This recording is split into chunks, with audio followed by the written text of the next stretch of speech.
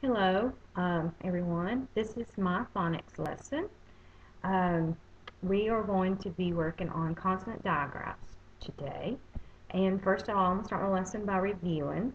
Um, we're going to review CVC words by modeling sound by sound blending. Okay. And first, I will write an M on the board. And I'll say, class, this is an M. What is the sound? And they will say, mmm. Okay, and now we'll write an A. I'll say, class, this is an A. What is the sound? And they would say, ah. I'll say, okay, now let's blend these. Ah. Okay, good, class. And, okay, I'll say, this is a T, class. What does it make? What sound does it make? Let's say, t, t. Okay, so let's blend all of them. Ah, t. Okay, good. Now let's say the whole word. Mat. Okay, good. And I can define the word for them. Mat is something that it's like a rug people wipe their feet on. And I can do that with some more words, some more CVC words. Okay, and my overview is important purpose and importance is to prepare students for blending consonants together by making sure that they understand that a digraph is two letters with only one phoneme. Okay, continuity. Last week the students learned to read and spell CVC words, and today the students will learn the sound spelling correspondence of consonant digraphs SH, CH, TH, and WH. Those are the four, some of the most commonly used digraphs. And tomorrow we will continue to learn about digraphs. Okay, and the objective is to know the spelling sound correspondence for common consonant digraphs. Okay, and my motivation is going to be a small lesson on a video.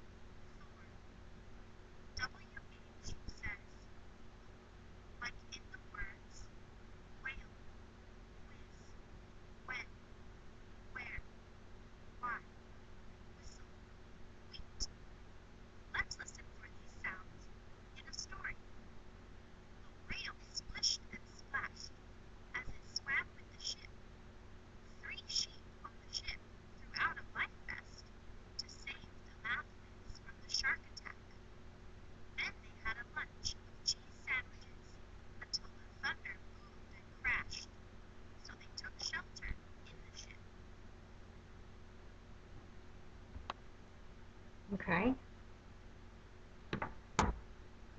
Well, I like that lesson. I thought it was a good lesson. And it spoke slowly and everything. And I think kids like the visual of the videos too. So, okay, my first activity is called a digraph, a word. And I got it off the fcrr.org website. And it involves picture cards, tiles of the different digraphs. Okay, and and just in regular letters. So what they're going to be doing is they're going to be building words. And so I will have stacks up front, stacks of the objects, and the tall cards laid out in a row. And so they will pick what matches the picture card. So I will call two up at a time. I will call up, okay, and the first student will draw a picture card out of the pile. And I would say, get them to sound it out in phonemes. And they would say, f, I, sh, f, I, sh. Okay. And I will get the second student to match up the letters and the digraphs that go with this. And so they will pick an F and an I and then the SH. And of course I will get them to sound that out. I, sh. Okay? So they will have that all lined up and put together with the fish. And I will keep doing that until everyone in the class has a chance to do that. Okay. Now my second activity is short stories and worksheets to go along with them. I printed these off online. They're havingfunteaching.com, and I think it's pretty cool. But they are like stories with the answer worksheet to go along with it. So, and it's like repetitive digraph words. I'll read this one. It's Thelma and Theo. Thelma was 3 years old. She could not think of many words. She only knew of 30 of them. Her favorite word was 13. Okay. And then here's the other one. Theo had thick arms. He could lift this and that. He could throw these and those.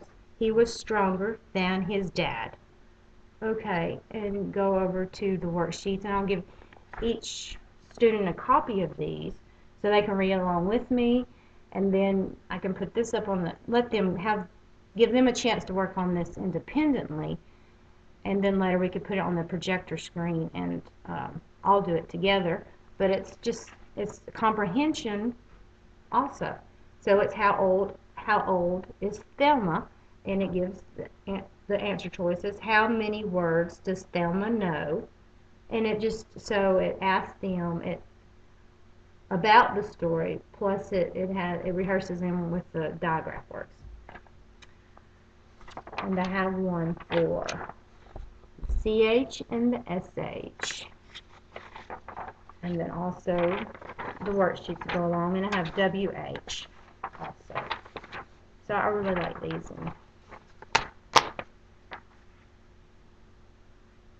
Okay, so for homework, I just want them to practice making the sounds, and I'm going to give them this right here. They can keep it and take it home, and then I actually would like them maybe to put it in a binder to keep it, because I think it's regular, familiar things that they will understand, like, whisper, whoop, and then shh.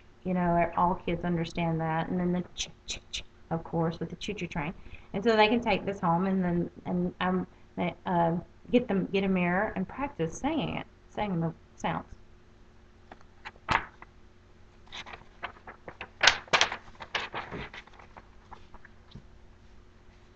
Okay, and then for early finishers, I found a worksheet online that I liked, and it goes along with the fall theme. It does not have the right letters on it, of course, but it's the idea of it, and there's pictures on all the pumpkins down here, and I would have columns with the CH, SH, TH, and WH, and the pictures that correspond, and they would cut them out and paste them in the column that it goes in. And I like that because it was fallish.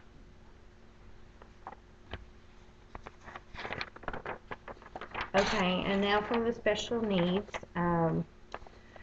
The teacher or the para will work with them on a worksheet, and we'll make sure they again use a mirror for them to practice in, and also show them ourselves.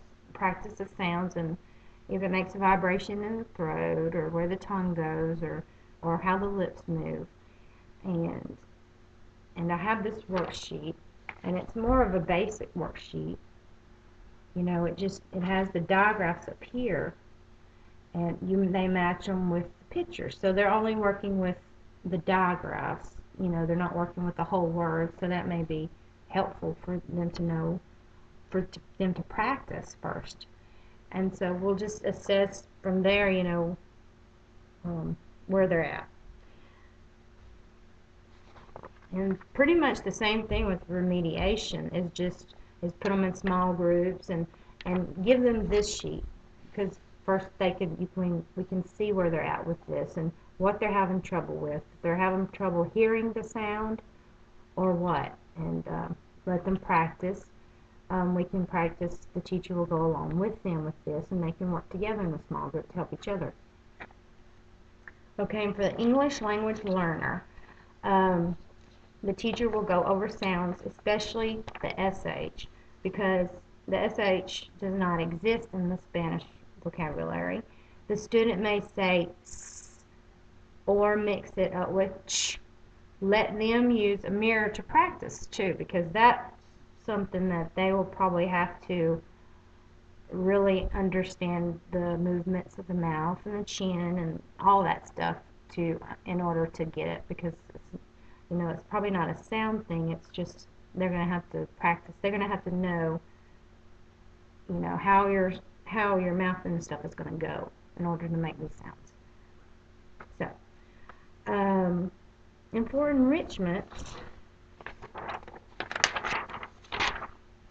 I have another worksheet, and it's some more pictures and they would just match up the words, cut the words out, and paste them to the bottom of the pictures.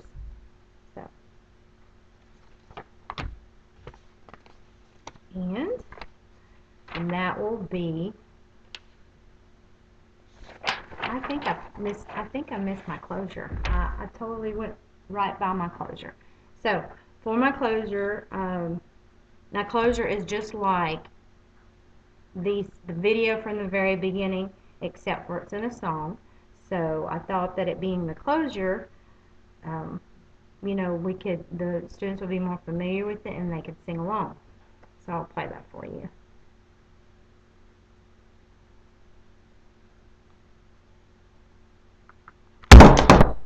Uh-oh.